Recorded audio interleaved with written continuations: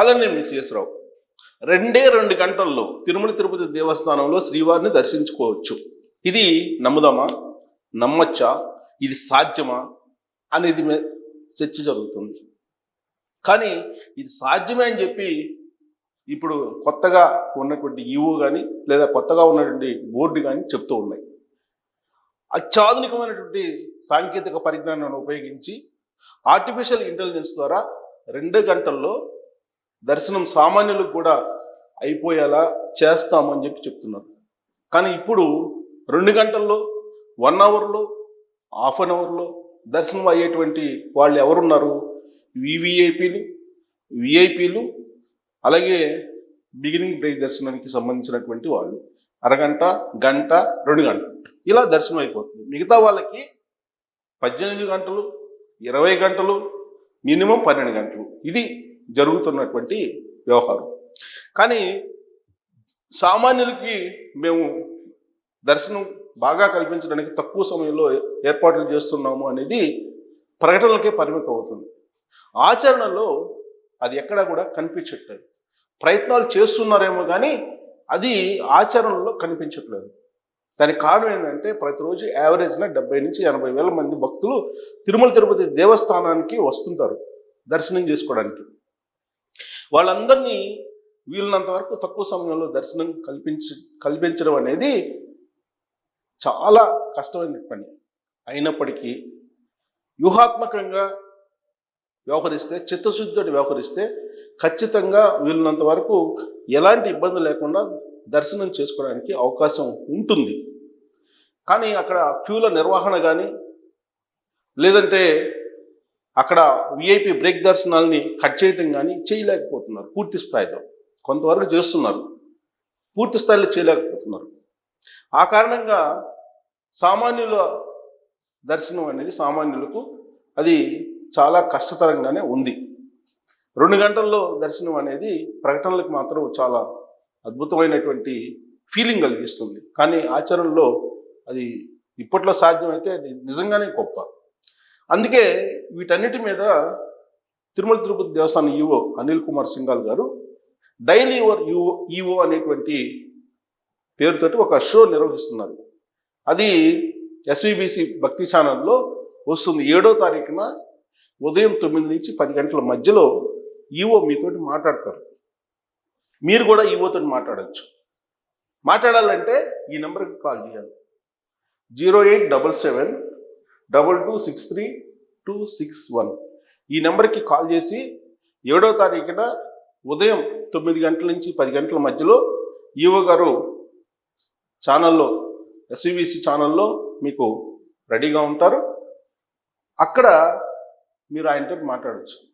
తిరుమల తిరుపతి దేవస్థానానికి వెళ్ళినటువంటి భక్తులు స్వ అనుభవాలని ఆయనకి తెలియజేయచ్చు. ఖచ్చితంగా నాకున్నటువంటి అనుభవం, అభిప్రాయం ప్రకారం వీలున్నంత వరకు అనిల్ కుమార్ సింఘాల్ గారు సార్ట్అవుట్ చేస్తారు ప్రాబ్లమ్స్ని. అయితే ఆయన్ని చేయనివ్వాలి. కొంతమంది అడ్డుపడేటువంటి పరిస్థితి కూడా లేకపోలేదు అక్కడ.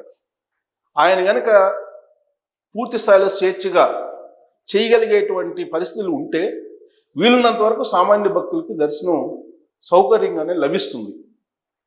అక్కడ అలాంటి పరిస్థితి ఉండదు. పొలిటికల్ ఇన్ఫ్లుయెన్స్ ఉంటుంది, అలాగే అధికార దర్పం ప్రకటించేటువంటి వాళ్ళు ఉన్నారు అక్కడ.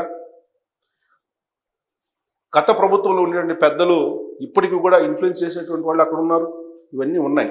వీటన్నిటిని సార్ట్అవుట్ చేస్తున్నామని చెప్తున్నారు. కానీ దాదాపుగా ఎక్కడ సార్ట్అవుట్ పూర్తి స్థాయిలో కాలేదు. ఇవాళకి కూడా మాజీ మంత్రులు హ్యాపీగా ఒక 10 మందిని వేసుకుని వెళ్తున్నారు, బాగా దర్శనం చేసుకుని వస్తున్నారు. అలాగే తెలంగాణలో ఉండేటువంటి కొంతమంది అక్కడికి వెళ్తున్నారు, హ్యాపీగా దర్శనం చేసుకుంటున్నారు. బీఆర్ఎస్ పార్టీ వాళ్ళు కానీ, అంటే పార్టీలకు అతీతంగా దేవదేవుడిని చూడాలి, దీంట్లో ఎలాంటి సందేహం లేదు. కాకపోతే మీరు బిగినింగ్ బ్రేక్ దర్శనాలు లేదంటే ప్రోటోకాల్ దర్శనాలు ఎక్కువ ఇచ్చినందువల్ల సామాన్య భక్తులకి ఇబ్బంది కలుగుతుంది. అలాగే ఆన్లైన్ బుకింగ్లో ఒక పెద్ద గ్యాంబ్లింగ్ నడుస్తుంది. ఇది గతంలో కూడా 2-3 వీడియోలో నేను చెప్పాను. ఆర్జిత సేవల్లో కానీ అలాగే 300 రూపాయల స్పెషల్ దర్శనాల్లో కానీ ఆన్లైన్లో బుకింగ్ చేసుకునేటువంటి సమయంలో ఫస్ట్ 5 మినిట్స్ ఓపెన్ కావట్లేదు. ఒకవేళ ఓపెన్ అయినా కానీ బుక్ కావట్లేదు. బుక్ చేయడానికి టైం తీసుకుంటుంది. ఈ టైం లోపల టికెట్స్ని ఎవరో తీసేసుకుంటున్నారు అనేటువంటి అభిప్రాయం చాలా మందిలో ఉంది. దీన్ని సార్ట్అవుట్ చేయాలి. లేటెస్ట్గా వచ్చినటువంటి సాంకేతిక పరిజ్ఞానంతో ముందు ఎవరైతే ఈ స్లాట్లను బుక్ చేసుకుంటున్నారో వాళ్ళని కట్టడి చేయాలి. దాంతోపాటు తిరుమల తిరుపతి దేవస్థానం కొండ మీద కొండ కింద కొంతమంది బ్రోకర్స్ ఉంటున్నారు. స్వయంగా నాకే ఫోన్ నెంబర్లు పాస్ చేసి నా ఫేస్బుక్ అకౌంట్లో అలాగే నా సోషల్ మీడియా అకౌంట్లో మీకు దర్శనం కావాలంటే ఈ నెంబర్కి కాంటాక్ట్ చేయండి అని చెప్పి కొన్ని నెంబర్స్ పెట్టేస్తున్నారు. ఆ నెంబర్స్ ఫోన్ చేసి అడిగితే మీరు మీడియా కాబట్టి మేము చెప్పం అంటే నా నెంబరు డిస్ప్లేలో వస్తుంది అని చెప్తున్నారు. అంటే ఇవాళకి కూడా గతంలో ఏ విధంగా అయితే దందా నడిచిందో ఇంచుమించుగా అలాంటి దందా అంత తీవ్రత లేకపోయినప్పటికీ కొంతమేరకు తగ్గినప్పటికీ కూడా దందా అయితే నడుస్తూ ఉంది.